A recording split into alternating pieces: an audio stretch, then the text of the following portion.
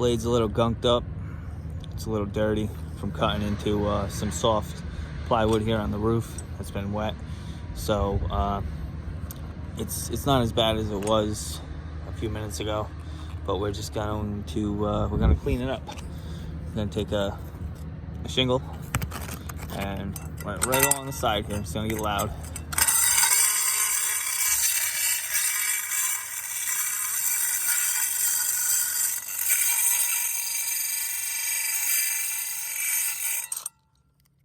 Then we're gonna fold it over, put it inside.